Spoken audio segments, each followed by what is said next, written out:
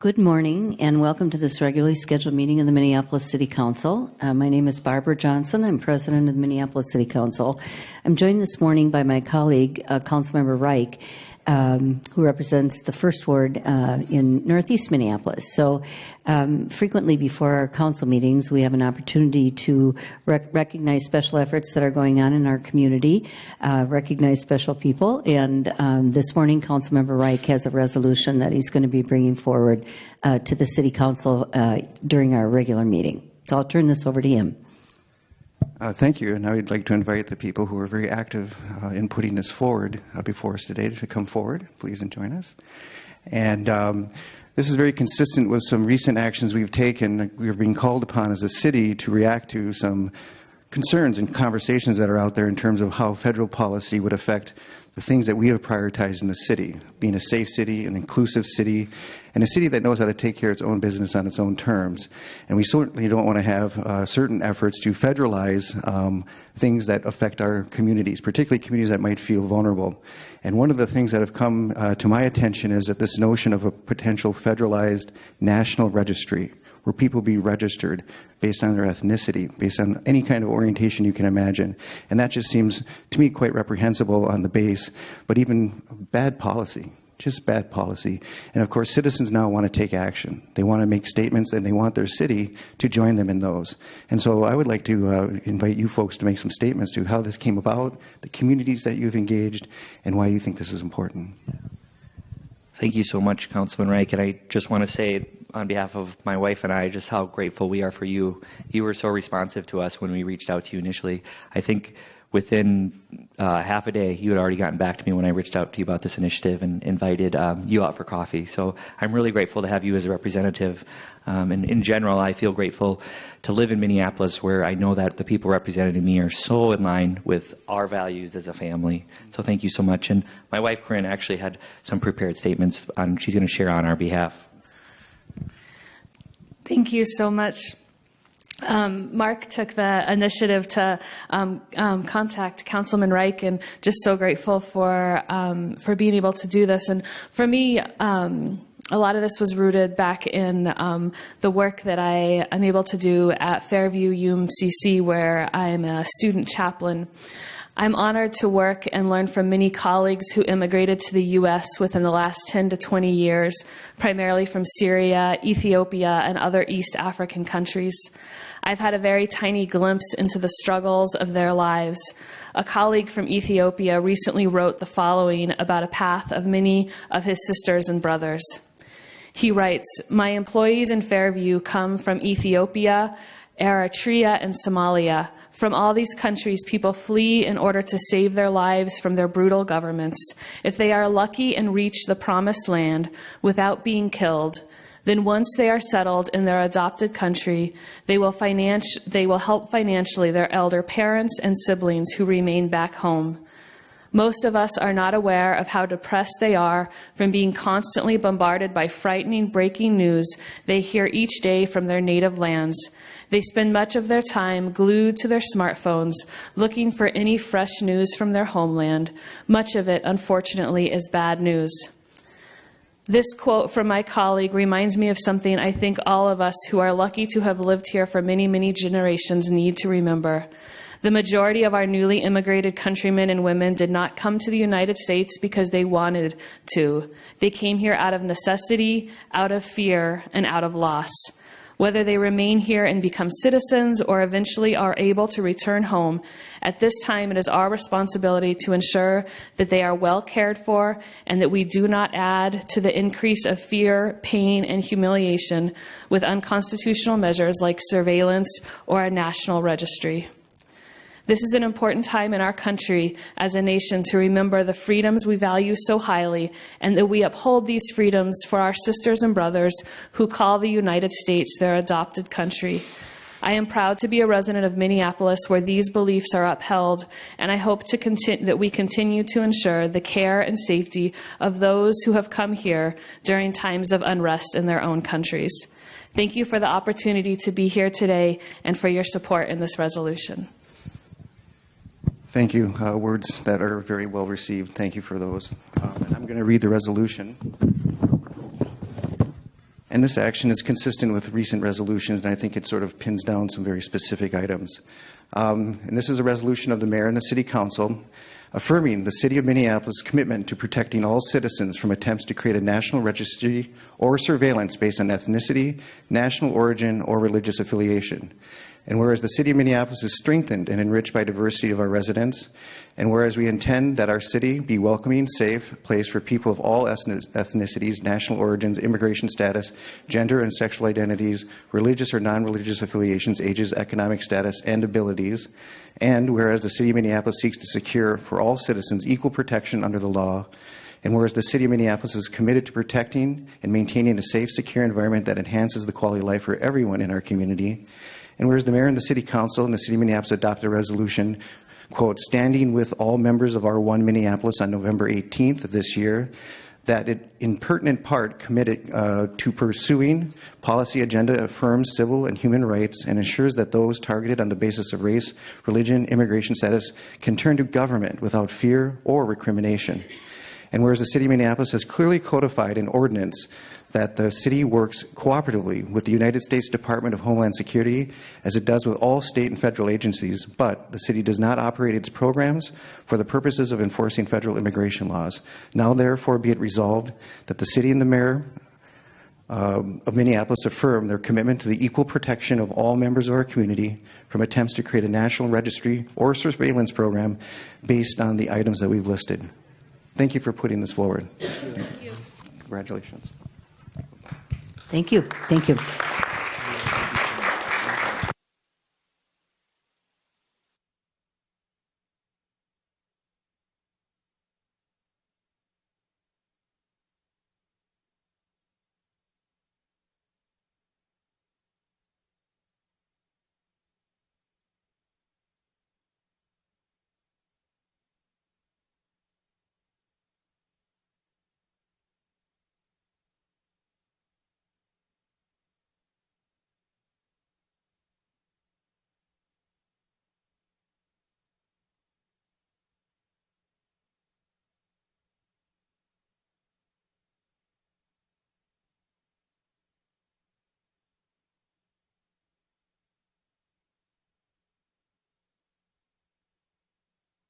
I'm going to call this regularly scheduled meeting in Minneapolis City Council to order. Clerk, call the roll. Councilmember Palmisano. Aye. Present. Gordon. Here. Connell. Here. Reich. Here. Bender. Here. Glidden. Here. Yang. Here. Johnson. Here. Quincy. Here. Orsami. Present. Goodman. Present. Fry. Here. President Johnson. Here. There are 13 members present. We have all members present this morning. Next item on our agenda is adoption of the agenda. Any changes or amendments to the agenda? Seeing none, a motion to adopt the agenda would be in order. So moved. Second. Moved and seconded. Any discussion? Seeing none, all in approval say aye. Aye. Opposed? That carries. Next, we have acceptance of the minutes of the regular meeting of November 18th, 2016, and the adjourned session held November 30th, 2016. So moved. Second. Been moved and seconded. Any discussion? Seeing none, all in approval say aye. Aye. Opposed? That carries. The referral of petitions, communications, and reports to proper committees is next. So moved. Second. Moved and seconded. Any discussion? Seeing none, all in approval say aye. Aye. Opposed? That carries. The reports of the standing committees are next, and the first to report is the Community Development and Regulatory Services Committee, and that committee is chaired by Councilmember Goodman. Thank you, Madam President. The Community Development and Regulatory Services Committee is bringing forward 23 items for approval this morning. They include a large number of land sales, as well as some license reinstatements and license revocations, accepting some grants, and a number of notable items, including the confirmation of the designation of Greg Russ as Executive Director of the Minneapolis Public Housing Authority, as well as the regulation of intentional communities ordinance. With that, I'll move all items 1 through 23 for approval. I'd like to speak to item 1. Councilmember Goodman has moved the 23 items on the Community Development Regulatory Services Report. Any discussion on any of those items? Councilmember Goodman on item 1. Oh, okay. Thank you, Madam Chair. I just wanted to note that we have the ability as the City Council, and in fact, the requirement to confirm the choice of the Public Housing Authority Board of Directors in their choice to pick Greg Russ as the Public Housing Authority Director. They did ask me as the Chair of Community Development to sit on their search committee, and I spent a number of months reviewing applications as well as serving on their committee and interviewing everybody involved. I do want to say that I believe Mr. Russ is an exceptional candidate, and we should confirm the appointment of the Public Housing Authority. There have been a number of questions with regard to how committed Mr. Russ is to working with community residents and neighbors, and I will say that that was one of the questions we asked in the interview process. What is your relationship with residents and the Public Housing Authority you represent now? And we checked references on that and talked to a lot of residents, as did the search firm. And one of the things we found out that was that he was highly regarded by residents that lived in public housing. And he had gone out of his way to work with residents. In many ways, his whole career has been about a true believer in the importance of people and people who live in public housing. And I think that Glendale residents and other residents of public housing will find that he will be more communicative and more engaged and more engaging than any other public housing person really in the region. Mr. Russ has told us that if confirmed, he will then start his job sometime at the end of January, beginning of February, and his first order of business is to start making connections with people who live in public housing. And so I think you'll see a different communications plan. I'll note that the Public Housing Authority has hired a communications director, and that position too, I think, will be more focused than it ever has been before on working with residents. And so I am happy to move forward the confirmation of Greg Russ, because I feel confident that while there isn't a lot of trust, I would say, amongst many residents with the current administration, and perhaps rightfully so, this appointment is going to ensure that that changes. Thank you. Councilmember Fry. Thank you, Madam President. I'd like to remove item number 17 from this vote. So perhaps we can do all the rest and then vote on item number 17. And then address item number 17, which is intentional community, separately. No, it's actually item 23. Oh, I apologize. Item number 23. 23? Yes. Okay. Councilmember Fry has pulled item 23. Councilmember Gordon? I also wanted to speak on number 1. Number 1? Yeah. Partly Okay. I wanted to speak because I have enormous respect for constituents in the Second Ward who've raised concerns about this appointment. I feel that we do need a change in leadership at the MPHA. And I also was a little bit surprised that we would to learn that we would confirm the designee. I think since I've been on the council, there hasn't been any change in leadership at the MPHA. And I think that actually the city was surprised when we reviewed the rules and realized that it would come back to touch us. So that caused me to give a little more attention and be a little more careful about it. I actually had the opportunity to meet with Gregory Russ and talk to him. I actually talked to him about Glendale and let him know that we need to work closely with all the residents there. I think that we're better off moving forward now with the appointment that the search committee has brought forward, with the MPH board has approved. I think that Mr. Russ has a lot of experience and expertise in the area, which could also be advantageous to us. And I also think now we've set the refresh button saying that the city is deeply involved and interested in this and can play a leadership role. I think that the council, when we weighed in to stop the earlier plan that the previous director put forward for how to redevelop Glendale, it sent a clear message to the board and also to the new leadership. It's unfortunate that more steps weren't taken to engage the community and involve them. I do know that I think it was beginning of November, so we've had at least a month to know that Mr. Russ was the person that would be coming forward, and I plan on making sure that he gets to Glendale, that he gets a tour, that he meets with the residents, and is very involved and engaged in that. And I'm deeply committed to ensuring that those properties aren't demolished and it's not privatized, and we prevent any gentrification from occurring. And I want to be clear on the record of that. And so I'm moving forward with some reservations, but also with some hope that we can actually use this to get a better, lasting, and more permanent resolution for all those residents there who I think have been left hanging for too long. Councilmember Cano? Thank you. Thank you, Madam President.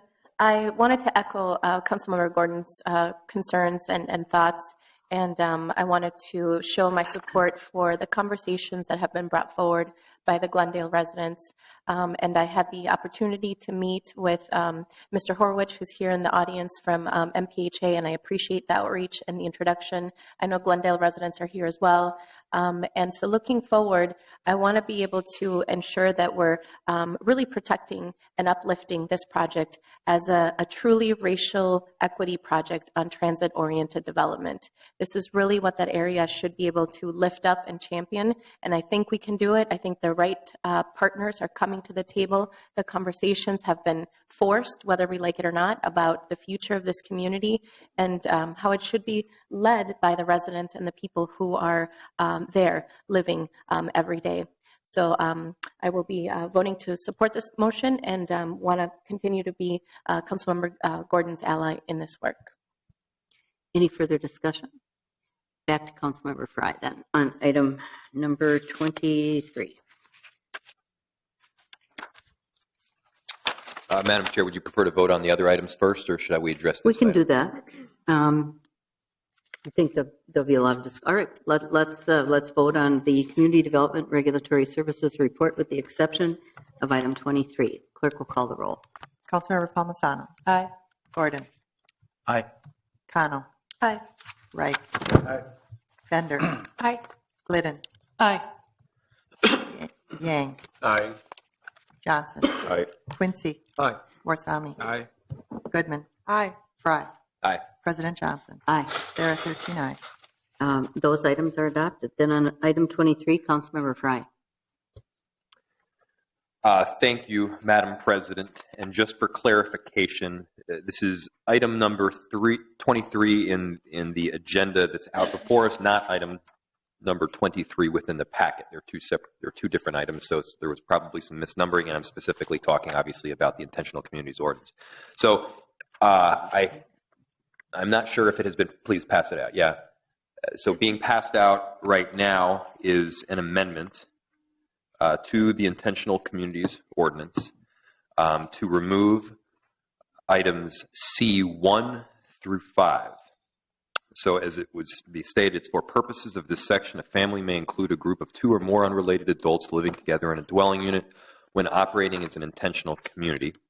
And then I have removed the factors including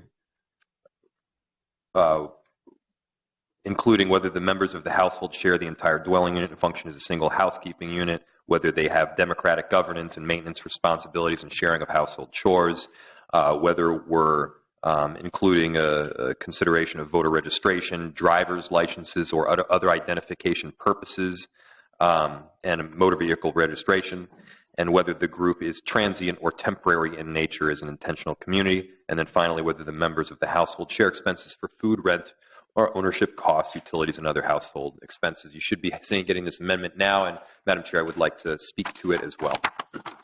Okay, Councilmember Fry has moved to amend the Community Development Regulatory Services recommendation with the motion to amend in front of you. Why don't you go ahead and speak to it? Thank you, Madam President. So, as I mentioned in Committee of the Whole, I am entirely in favor of increasing the occupancy limits. Increasing the occupancy limits for a building that can handle increased occupancy, which means that it is habitable, it has proper lighting, the square footage of each individual bedroom is adequate. If we make sure that those factors are in place, and we will, then I am fully in favor of increasing the occupancy limits. It's a mechanism to improve affordable housing and to increase affordable housing in our city. I think it specifically helps young people, people of color, renters. I think it improves the affordability of several of these, both single-family homes as well as duplexes, and it makes a whole lot of sense. What I am adamantly opposed to, and the more I research and read up on this, I am even more opposed to it, is items C1 through 5. And here's why. First, If we are going to be enforcing these items, I think it will be an absolute mess. I think it's wrong. I think it's potentially regressive. And I think they could ultimately be enforced in a biased manner. This is not the kind of thing that I believe that we should be moving forward with as a city. It potentially even violates our sanctuary city status. I mean, we're talking about looking at people's voter registration, their driver's licenses for identification purposes, their motor vehicle registration, their tax documents. We actually have this in the ordinance. So if we are indeed enforcing these pieces, then I am adamantly opposed to it. If we're not enforcing these pieces, and I've heard people say both. I've heard staff say that we will be enforcing it. I've heard authors say that we won't be enforcing it. I'm not really clear exactly where it is. If we aren't going to be enforcing it, then it should be removed. Nothing undermines government more than passing legislation that won't be enforced, and that appears to be what we're doing. And for purposes of enforcement, I just don't think these are items that we should be getting involved with. The regulation of intentional community, I've heard a lot of people say that, well, we want to allow like-minded people to live together.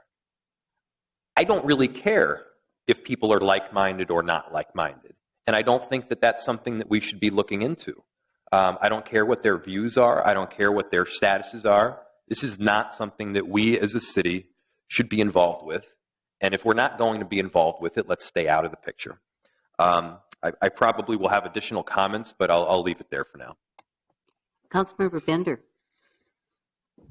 Thank you, Madam President. I'm strongly in support of this motion. I had indicated at Zoning and Planning that I may bring a substitute motion that would, instead of taking this approach to intentional communities, just take the other approach that staff had recommended, which was redefining family to allow for 8 unrelated individuals to live together. And that's an approach that more cities have taken as they, again, it's very rare for cities to have the regulation of occupancy in their zoning codes. Most cities regulate it as a life safety issue. And so we are one of the few that excludes people based on occupancy in our zoning code. I think that people have pointed out that really deserves its own process, and I agree, so I won't be making that motion. But I think at the very least that this council should not support the kind of language that is in this housing code. Councilmember Fry outlined the things, but even reading them out loud makes me feel ridiculous to say that the city of Minneapolis would regulate the democratic governance of a household, its maintenance responsibilities, and other household issues, that we would have the amount of overreach it would take to check on people's voter registration to decide where they get to live. The assumptions that this make are troubling to me. And as I said in Committee of the Whole, I think it assumes that only some kinds of people should be able to live together in our city and that other kinds of people should not. And I don't think that we should support that as a council. So again, at the very least, I think we should remove this language that goes so very far over the stretch of what I think our city government should be regulating about how people live together. Councilmember Cano. Thank you, Madam President. So I will be voting in favor of this item today, and I want to thank Councilmembers Fry and Bender for bringing up this conversation. And I've reached out to both Councilmember Goodman and Councilmember Gordon about my stance on this issue. And mostly, I just wanted to speak to the ID requirements. And so one thing I had shared with Councilmember Fry earlier is, when we're talking about sort of how to connect our regulatory arms to sort of the place-based registration of people or identification of people, I want us to think a little bit more broadly, particularly because the immigrant community, specifically the undocumented immigrant community, won't have access to driver's licenses. Right now, the state of Minnesota bars any undocumented immigrant from having access to a driver's license. That was a change that happened under Governor Pawlenty, and ever since then, the community has mobilized for years to try to change that. And it's one of the agenda items that we actually support on our lobbyist agenda, through the Intergovernmental Relations Department. So when we're talking about IDs, I wanted us to be more flexible and just think about ways that maybe, we could have built in something about like library cards or gym memberships, or, for example, the Mexican consulate issues matriculas consulares, which are these IDs that the Mexican government gives Mexican nationals and their offices in St. Paul. And many people have opted to get that form of identification because some police departments, like in Worthington, actually accept that as an official form of ID in order to avoid the immigration enforcement conversation, which we know has a lot of our communities in this shroud of fear. So I just wanted to say that I appreciate all the work the authors have led on this. I am very supportive of the initiative overall, and I hope that this small change doesn't affect the overall intent and impact of the policy. I actually think it doesn't. So this is why I'm going to be supporting this motion today. Thank you. Councilmember Glidden. Thanks, Madam Chair. So I've actually been kind of wavering back and forth on this. Part of the challenge I feel is that I wish that the motion had been a little bit more specifically tailored to take out the elements that Councilmember Fry thought were most objectionable. And part of the challenge is it's a little bit of the difference between, is someone really trying to get around our codes, some of which are there for the safety of residents, and operate something that really isn't about a household trying to figure out how to live together, but it's more like a rooming house or other things like that. And quite honestly, that I've had experiences with those kinds of things happening in my ward. I know others have as well. Some of the items in here that I thought were more important to showing that intention were items 4 and 5. I could see items 3 and 2 being ones that could be removed and still allow some sort of a factor test to allow. So anyway, I'll just say that I will be supporting this motion, but I don't know if it's going to carry. I'll just say I think Councilmember Fry that. I wish you would have tailored it a little bit more to take out those items that seemed a little bit more difficult to enforce or objectionable. Councilmember Gordon. Thank you very much, and I appreciate having this discussion, and it's interesting how the council maybe changes over time and opinions about this. I'm definitely supporting the original motion that was brought forward in large part because those were things that got worked out in a larger community process. But also, I think there's some misleading information about what's required and what isn't required. Partly, these things were these factors that shall be considered were written down so that we would have a definition, so that people who wanted to be functioning as some kind of a family together in a house knew what kind of standards would mean that. This is essentially the definition so that we have some guidance, both for the people that want to form a household like this and live like this so they understand what it means, and those that don't. Basically, the idea was if you're going to function as a housekeeping unit, then you should get to do that, and you can exceed the maximum occupancy codes. But they were also stipulated in here because people have lots of concerns about how people might use this in a variety of different ways. So they set some standards. I also want to be really clear that there's not requirements. No one is going to be required to provide their driver's license if they don't want to. We are just saying that we're interested if this is somebody's permanent address, and then we give them some options for how they could demonstrate that, or to themselves or to somebody else if they so choose. We will not be looking at any driver's license for those purposes. We will be accepting a registration when people tell us that they meet those standards, and then they make a commitment and they sign off, say, yep, we feel like we meet these basic standards and these considerations. We're an intentional community. Would you please allow us to live as one? And only if and when there's a problem would have to get in the way. And problems do arise, and we heard scenarios all over the place about what if people do this, what if people do that, they're going to use this for that. People are worried and they're concerned about it. So this is a way that we can provide some cushioning and some safeguards. I think what will happen is we will have people trying this out in a variety of different ways, and we'll find out that, this isn't a big problem. And if there are problems that arise, if we have the ordinance as written before us, then we'll have the tools that we need to address those. Councilmember Bender. Thank you, Madam Chair. I just wanted to point out that a lot of the things that are also about restricting the use of these is also under D. And so I think that removing C still leaves quite a lot of regulation, including a very specific one, D1, which says a dwelling unit in which the various occupants act as separate roomers may not be deemed to be occupied by an intentional community. So that is very explicit in saying that people who live as boarders cannot be an intentional community. Item D2 talks about one owner cannot have more than one of these. There is a section that talks about who else can own the property that would be an intentional community. So there's quite a lot of restrictions beyond what would be struck out of C that I think are sufficient to ensure that these are not boarding houses, which again were made illegal in Minneapolis in the 90s, and quite a lot more restrictions on who gets to be and own an intentional community. So removing C just talks about what's happening within the walls of the home.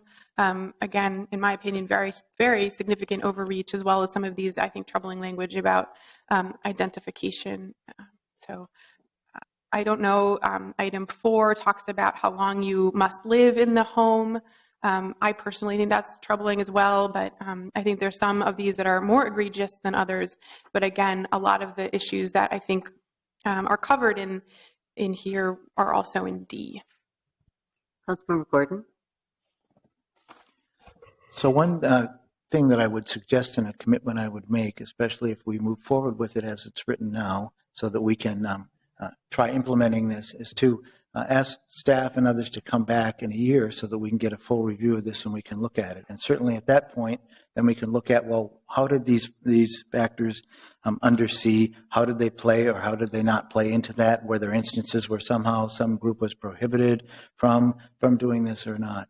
So I would definitely be open to staff direction that would require that and do a thoughtful review. And that might also give us time as a council then to come back and look at possible changes and amendments if we gave this a year to move forward. And I would greatly appreciate that and consideration of that from my colleagues here. Councilmember Goodman. Thank you, Madam Chair. There has been a lot of community input on this process. Councilmember Gordon conducted 2 or 3 community meetings. I've talked about it in every neighborhood meeting that I go to on a monthly basis. There's been a lot of public feedback, and this was crafted in a way that would allow intentional communities to be defined as such. I've learned a lot about what actual intentional communities are, or co-ops. They have a definition, and having us not have a definition in our code is essentially eliminating the occupancy rule.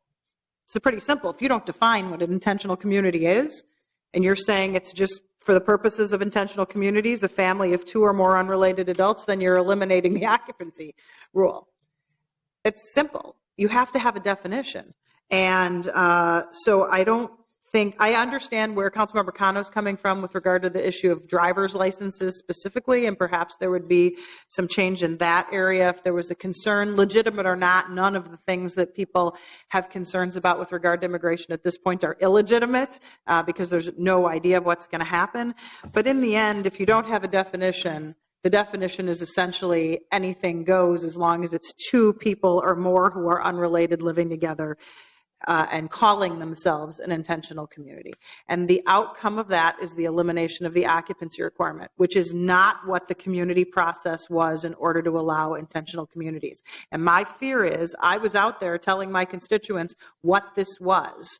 And now it sounds like Councilmember Fry wants to tell my constituents this is what it's going to be. without getting any feedback from anyone at any meeting at any time. I'm not sure that you attended any of these meetings, any neighborhood meetings. I don't know that you brought it up at any of your neighborhood meetings or asked anyone what they thought or felt about eliminating the occupancy requirement. You and others on the council might be there, but the rest of the community is not. And there have been many incidences where people have said, well, we're going to let 7, 8, 9 people live in our house who are unrelated because they have issues or problems, they're friends, and they don't meet the occupancy requirement, and we don't allow it. This is an elimination of the occupancy requirement. To eliminate the definition is saying we're just opening it up. But that's why Councilmember Fry feels so strongly about it, because he wants to eliminate the occupancy requirement. He said that. Mm-hmm. And while you might be there, the community is not, and we owe it to the community to tell them, this is what we're thinking about doing. What is your public feedback? Because if there was public feedback right now about eliminating the occupancy requirement, this room would be filled with people. So I don't think I know more than everybody else does.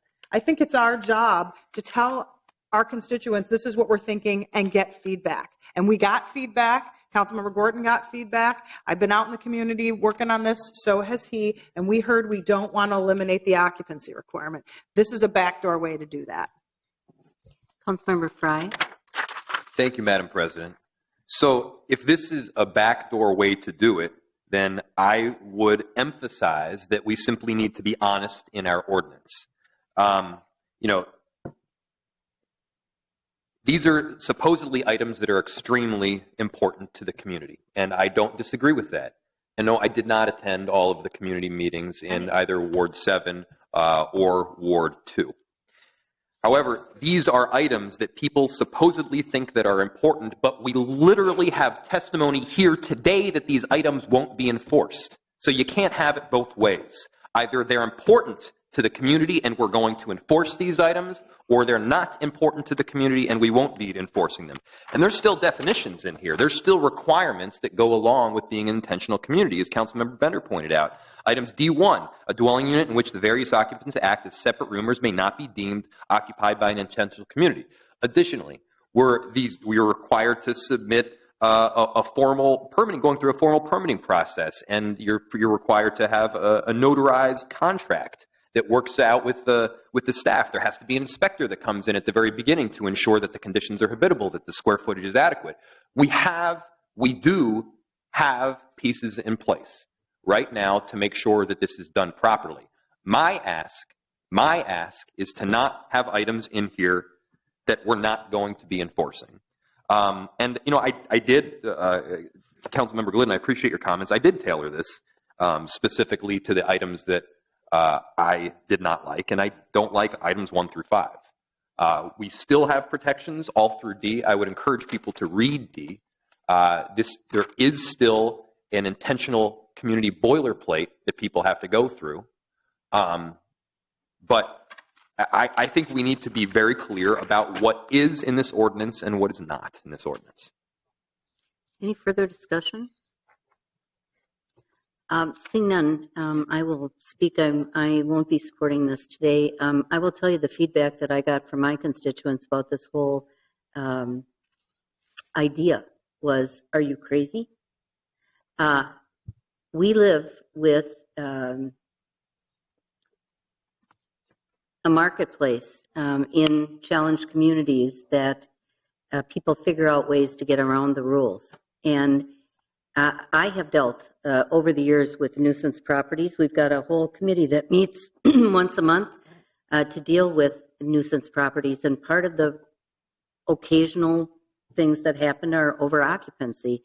And I think not having rules is a huge mistake. And I realize that the challenge for enforcement for this may be great, but at least it has a process. It requires people to think about what they're doing.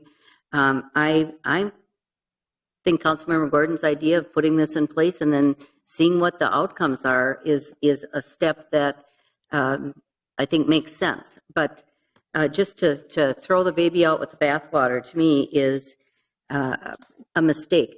The other thing I will say is there are frequently cases when our housing inspectors have to ask for identification of who is living in a house. That's just part of their job. So whether it's a driver's license, some sort of utility bill, whatever, that's a routine question that is asked in trying to deal with some of the problems we have with housing in challenged communities. So I fail to understand why this is a problem. And if you don't have rules, it's the Wild West. And the Wild West ends up being in the most challenged neighborhoods. I'm not even comfortable with the idea that landlords can only have one intentional community. You think they're the people that we deal with all the time aren't smart enough to figure out how to have another LLC or a partner or to figure out how to get around your one rule? Come on. We live through this all the time, so I won't be supporting this today. Any further discussion on the amendment? Seeing none, clerk call the roll, and I think we'll do a roll call because it looks like it's closely divided. Councilmember Palmisano. Aye. Gordon. No. Connell.